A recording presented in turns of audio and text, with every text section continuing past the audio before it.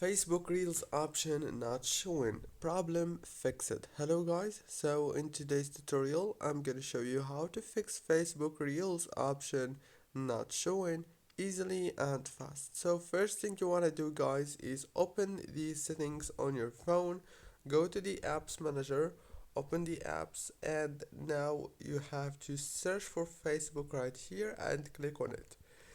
Now this is the app info.